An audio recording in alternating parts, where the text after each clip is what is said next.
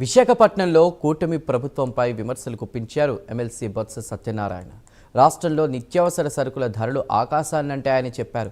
విద్యాశాఖను చెడగొట్టాలని లోకేష్కు ఆ శాఖ అప్పగించారా అని ప్రశ్నించారు. రైతులు పండించిన పంటలకు గిట్టుబాటు ధర ఉందా అని నిలదీశారు. కూటమి ప్రభుత్వ వెన్నుపోట్లపై పెద్ద ఎత్తున ఆందోళన చేపట్టామని తెలిపారు. భవిష్యత్తులో ఇలాంటి పోరాటాలు మరిన్ని చేయాల్సిన అవసరం ఉందని వెల్లడించారు. ఏపీలో ఒక్క నిమిషం కూడా కూటమి ప్రభుత్వం ఉండడానికి వీల్లేదని ఘాటు వ్యాఖ్యలు చేశారు Botsa Satyanarayana. Super 6 super hit అంట. హిట్ అంటే తెలుగులో నాకు అర్థం తెలియదు. మరి ఆయన చంద్రబాబు నాయుడు గారు ఏ హిట్గా అర్థం ఏంటో, ఇచ్చిన వాగ్దానాలన్నీ 2 సంవత్సరాలు నెరవేర్చారా?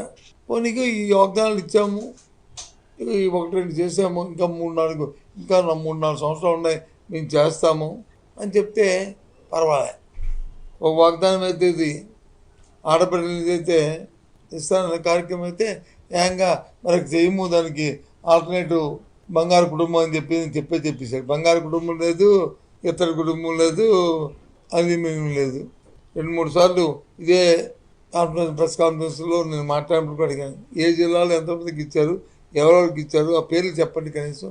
పోనీ రాష్ట్రం అంతా ఏదో ఒక జిల్లాని తీసుకుని ఒక ఊరి పేరు చెప్పండి చాలని ఎవరు స్పందించలేదు. ఇంకా మిగతా కార్యక్రమాలు చూస్తే ఇంకా అరకొరగా పక్క. ఎందుకంటే నిన్న అంత ఉద్యమం అంత పెద్ద ఎత్తున జరిగిందంటే ప్రజలు పడుతున్న కష్టాలు, పడుతున్న బాధలు ఒక వర్గం కాదు, అన్ని వర్గాలు కూడా.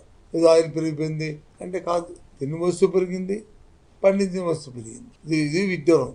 ఒక పండించిన వస్తువులు వచ్చి ధర లేక కొనే నాదులు లేకపోయినప్పుడు అవి తగ్గి ఉంటాయి.